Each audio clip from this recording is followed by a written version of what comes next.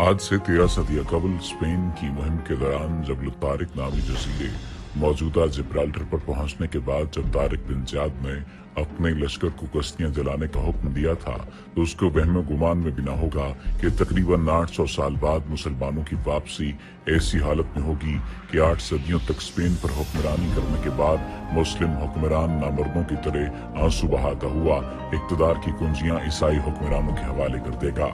जी हाँ, बात हो रही है स्पेन के आखिरी मुस्लिम हुक्मरान अबू अब्दुल्ला की, जिसने आज से 527 साल कबल 2 जनवरी 1492 को गरनाता का इक़्तिदार मलका इज़ाबेला और शाह फर्डिनेंड के हवाले करके स्पेन में सदियों पर मुहीत अज़ीमुश्शान मुस्लिम इक़्तिदार के खात्मे पर मोहर सब्त कर दी थी। और उस वक्त जो जुल्म रवा रखा गया था, उसकी वाहिद मिसाल एक ऐसा किला भी है, एक ऐसा कलीसा भी है जिसे सयाहों के लिए खोला जा चुका है। इस कलीसा का नाम कैपिला डो सोसेस है। ये पुर्तगाल के शहर इबारा में है। इसको पोप फ्रांसिस कानी ने मुकम्मल तौर पर उंदलस में मारे गए मुसलमानों की हड्डियों से तामीर किया था। इस वजह से जानना जरूरी है कि सकूत उंदलस ये सकूत गरनाता बुनियादी तौर पर था क्या, उसकी वजूहात क्या थी, और आज ये कलीसा जो खोला जा चुका है ये किस चीज की याद दिलाता है, और मुसलमानों को इस तमाम तर तनाजुर में कौन सी बातें हैं जिनके याद रखने की बहुत ज्यादा जरूरत है। मुसलमानों के गिरफ्त कमजोर होने के बाद स्पेन मुतअद्दिद छोटी छोटी रियासतों में तकसीम हो चुका था, जिनमें से गरनाता वाहिद रियासत बची थी जिस पर मुसलमानों का इक़्तिदार था। बाकी तमाम रियासतें ईसाई हुक्मरानों के कब्जे में जा चुकी थीं। अगर हम सकूत बगदाद, सकूत ढाका, जंग पिलासी, मैसूर और खिलाफत उस्मानिया के जवाल से लेकर सकूत गरनाता तक का जायजा लें तो हमें मुसलमानों की शिकस्त और जवाल में गैरों की अहमियत और हिम्मत से ज्यादा अपनों की नाअहली, गद्दारी और माल दौलत और इक़्तिदार की हवस कार फरमा नजर आती है। सकूत गरनाता की भी बुनियादी वजह मुसलमानों की बाहमी रंजिश और इक़्तिदार का लालच थी। बाहमी लड़ाइयों से मुसलमान बकिया स्पेन तो खो ही चुके थे, गरनाता का भी दिफा न कर सके, और तारीख में ऐसे फना हुए कि सदियों बाद भी स्पेन के दरो दीवार इनकी बर्बादी और जवाल पर मातम कुना है। सकूत गरनाता के 100 साल के अंदर ईसाई हुक्मरानों के जुल्म सितम के बायस लाखों मुसलमान हिजरत करके मराकश और शुमाली अफ्रीका के दीगर ममालिक में आबाद हो गए, जो आज भी वहाँ मुहाजिर की हैसियत से जाने जाते हैं। लाखों मुसलमानों का कत्लेआम हुआ और बेशुमार अहले ईमान ईसाई जुल्म सितम की ताब न लाकर ईसाई बन गए। ऐसे ही एक राइटर के मुताबिक उसके वालिद साहब, जो कि बसिलसिला रोजगार स्पेन की रियासत अंदलुसिया, जो कि उसका मौजूदा नाम है, उसके शहर गरनाटा, जो कि गरनाता का पूरा नाम है, वहाँ पर मुकीम है। वो बताते हैं कि वहाँ आज भी ऐसे लोग मिलते हैं जो अमलन तो ईसाई हैं, लेकिन उनके नामों में अरबी लहजे के नाम भी शामिल हैं, जो उनके आबा के मुसलमान होने का पता देते हैं, और वो लोग इससे इनकार भी नहीं करते। जबकि ऐसे लोग भी हैं जो इस्लाम पर बाकायदगी से अमल पैरा हैं। दिलचस्प बात यह है कि ऐसे लोगों में दोनों तरह के लोग हैं। एक तो वो जो अरब मुसलमानों की नस्लों से हैं, और दूसरे वो जो यहाँ के मकामी हस्पानी बाशिंदों की औलादें हैं, जिनके अजदाद सदियों कबल मुसलमान हो गए थे।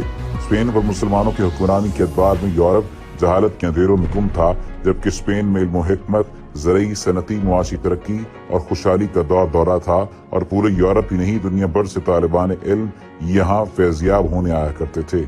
मुअर्रिखीन तस्लीम करते हैं कि स्पेन को जो उरूज मुस्लिम अहद में हासिल हुआ वो दोबारा इसे नसीब न हो सका। कुर्तबा उस दौर में इल्म फजल का आलमी मरकज था, जहाँ इब्न रुशद, इब्न तुफैल, इब्न अज़र, इब्न फरनास, अज़्ज़हरावी और इन जैसी कई अजीम साइंसदान, फलसफी, शायर वगैरह जिंदगी के हर शोबे के माहिर मौजूद थे। मुसलमानों के जवाल के कई सौ साल बाद भी इन शख्सियात की तदवीन करदा किताबें यूरोपी जुबान में तर्जुमा होती रही हैं। इस तमाम तर तनाजुर में कई लोग ये बात जानना चाहेंगे कि बुनियादी तौर पर मसला क्या था और ये लड़ाई किस सूरत जा चुकी थी कि ये तमाम तर सूरत हाल का मुसलमानों को सामना करना पड़ा। अगर हम स्पेन के उरूज का मंजर देखें तो इसका आगाज 800 साल कबल तारिक पर, जब तारिक बिन ज़ियाद ने ईसाई बादशाह रॉड्रिक को इबरतनाक शिकस्त दी थी। मूसा बिन नसीर और तारिक बिन ज़ियाद ने जल्द ही स्पेन को खत्म कर लिया और ईसाई हुकूमत का खात्मा कर दिया था। उस वक्त उंगियों की हुकूमत थी, दमिश्क उनका पाया तख्त था, तो स्पेन दमिश्क की खिलाफत की ज़ेर-ए-नगी आ गया। उंगियों के जवाल के बाद खिलाफत बनु अब्बास में मुंतकिल हो गई, तो इस्लामी रियासत का पाया तख्त बगदाद बन गया। अंदलस का हुक्मरान उमवी शहजादा अब्दुर्रहमान दाखिल बन गया। اور وقت گزرتا گیا، حکومتیں بدلتی رہیں، اندلس کے مسلمان آہستہ آہستہ مضبوط سے مضبوط ہوتے گئے۔ اندلس عالم اسلام کے لیے علم و ہنر کا مرکز بن گیا۔ اس نے اپنے تعلیمی دور عروج میں الفارابی، ابن رشد، ابو القاسم الزہراوی اور ابن حزم جیسے علماء اور فضلاء پیدا کیے۔ پھر وقت پلٹا، مسلمانوں کے عروج کو زوال آنے، پھر قدرت نے یوسف بن تاشفین کی صورت میں اہل اندلس کو سنبھلنے کا بہترین موقع دیا، مگر مسلمانوں کے اپنے کردار کی وجہ سے زوال ان کا مقدر بن گیا تھا۔ اموی شہزادے کی بہترین ریاست ٹکڑے ٹکڑے ہونا شروع ہو گئی اور کئی ریاستیں وجود میں آنے لگی۔ قسطہ، قسطالیہ، اشبیلا اور غرناطہ جیسے عظیم علاقے مسلمانوں کے ہاتھوں سے نکلنا شروع ہو گئے۔ ارغوان اور قسطلہ کی مضبوط عیسائی ریاستیں وجود میں آئیں۔ ارغوان کی مشہور حکمران ملکہ زابیلا تھی، جو تاریخ میں ملکہ زابیلا کے نام سے مشہور ہوئی۔ دوسری طرف قسطلہ کا شاہ فرمان فرنینڈڈ تھا، جو ایک متعصب عیسائی تھا۔ یہ دونوں حکمران انتہا پسند اور مسلمانوں کے دشمن تھے۔ یہ دونوں اسپین میں مسلمانوں کا مکمل خاتمہ چاہتے تھے۔ ان دونوں نے 1469 میں اپنی ریاستوں کو باہم ملا کر آپس میں شادی کر لی۔ 1469 میں اندلس کے مسلمان غرناطہ تک محدود ہو کر رہ گئے اور مسلمان یہیں سے اپنے بقا کی لڑائی میں مصروف تھے۔ غرناطہ کا حکمران ابو الحسن تھا، جو ایک نڈر اور لائق حکمران تھا۔ اندلس کے مسلمانوں کو ایک لمبے عرصے بعد ایسا قابل شخص نصیب ہوا تھا۔ اس کا بھائی محمد بن سعد الزاغل مالکہ کے علاقے کا حکمران تھا۔ جب اس نے محسوس کیا کہ عیسائی ان دونوں بھائیوں میں خون ڈلوانا چاہتے ہیں، اس نے غرناطہ آ کر اپنے بھائی کے ہاتھ پر بیعت کر لی۔ یوں ابو الحسن طاقتور ہو گیا۔ جب فرنٹیٹ نے ابو الحسن سے خراج مانگا تو اسے تاریخی الفاظ کہے۔ غرناطہ کے ٹکسال میں عیسائیوں کو دینے کے لیے سکوں کی بجائے اب فولاد کی وہ تلواریں تیار ہونی ہیں جو ان کی گردنیں اتار سکیں۔ یہ جواب سن کر فرنینڈڈ مبہوت سا رہ گیا۔ اس وقت اس کے زیر قبضہ علاقہ 1.25 لاکھ مربع میل کے قریب تھا، جبکہ غرناطہ کی ریاست سمٹ کر 4000 مربع میل رہ گئی تھی۔ یہ مختصر سا رقبہ بھی عیسائیوں کے لیے تکلیف کا باعث تھا۔ وہ مسلمانوں کا مکمل خاتمہ چاہتے تھے اور انہوں نے ابو الحسن سے فیصلہ کن جنگ کا ارادہ کیا۔ آخرکار غرناطہ کے سرحدی مقام پر ابو الحسن اور فرنٹیٹ کا ٹکراؤ ہوا۔ اہل غرناطہ قوت اور تعداد کے اعتبار سے عیسائیوں سے کمزور تھے۔ مسلمانوں نے اندلس کے دفاع کے لیے سر تک کی بازی لگا دی۔ طارق بن زیاد کی یاد تازہ کرتے ہوئے فرنٹیٹ کو شکست فاش کر دی۔ ابھی ابو الحسن وہیں موجود تھا کہ اس کے ولی عہد ابو عبداللہ نے بغاوت کر دی اور غرناطہ کے تخت کا مالک بن بیٹھا۔ یہ جہاد میں مشغول مسلمانوں کے لیے بری خبر تھی۔ اہل اندلس ابو الحسن کی غیرت میں اسپین کے لیے نشاط ثانیہ کا خواب دیکھ رہے تھے۔ ادھر ابو الحسن کو مجبوراً مالکہ میں پناہ لینا پڑی۔ مسلمان اس نازک وقت میں غرناطہ کا دفاع کر رہے تھے اور ابو عبداللہ کی اقتدار کی ہوس نے غرناطہ کو 2 ٹکڑوں میں تقسیم کر دیا۔ دوسری طرف عیسائیوں کو مسلمانوں کی حالت میں مزید حوصلہ مل گیا۔ ابو عبداللہ نے بے غیرتی کی انتہا کرتے ہوئے ابو الحسن پر پشت حملہ کر دیا۔ ابو الحسن ایک تجربہ کار حکمران تھا۔ اس نے ایک طرف عیسائیوں سے مقابلہ کیا، دوسری طرف ابو عبداللہ کو غرناطہ جانے پر مجبور کر دیا۔ بیٹے کی بغاوت نے ابو الحسن کو بیمار کر دیا۔ اس پر زبردست فالج کا حملہ ہوا۔ اس نے غرناطہ کی پشت پناہی چھوڑی اور اپنے بھائی الزاغل کو حکمران بنا کر اسے جنگ جاری رکھنے کا حکم دیا۔ الزاغل مسلمانوں کا نجات دہندہ بن جاتا، مگر ابو عبداللہ پھر ایک مکروہ کردار لے کر سامنے آتا ہے۔ فرنٹیٹ نے ابو عبداللہ کی خصلت پہچان لی۔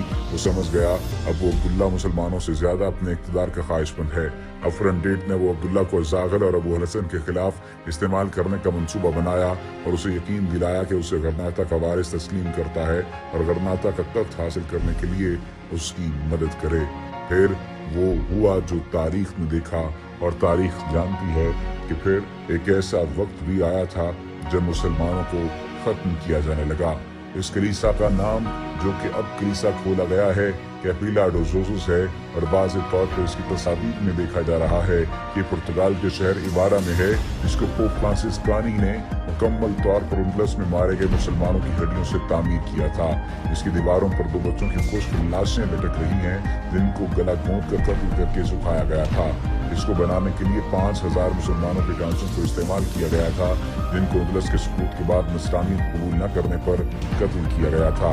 آپ اس بات سے بھی ظلم و ستم کا اندازہ لگائیے کہ کس حد تک ظلم کیا گیا کہ جب انہیں اسلام کی بجائے کوئی اور مذہب قبول کرنے کے لیے کہا گیا تو انہوں نے اپنا مذہب نہیں چھوڑا تھا اور انہوں نے اپنی جان دے دی تھی۔ اب یہی بات، یہی معاملہ اور یہی مسئلہ ہے کہ ہم اپنے آبا کو بھول چکے ہیں، اپنے آبا کی ان غلطیوں کو بھی بھول چکے ہیں और उन मेहनतों को भी भूल चुके हैं कि जो मेहनतें उन्होंने की थी, और उन गलतियों को भी भूल चुके हैं कि जिन मेहनतों के बाद उन्हें वो इज्जत और मकाम मिला था। तो फिर एक ऐसा वक्त भी आया कि सब कुछ तबाह हो बर्बाद हो गया। हमें होश के नाखून लेना होंगे और सोचना होगा कि उस वक्त उम्मत मुसलमान ने कौन सी गलतियां की और अब उम्मत मुसलमान फिर से कौन सी गलतियां दोहराने जा रही है।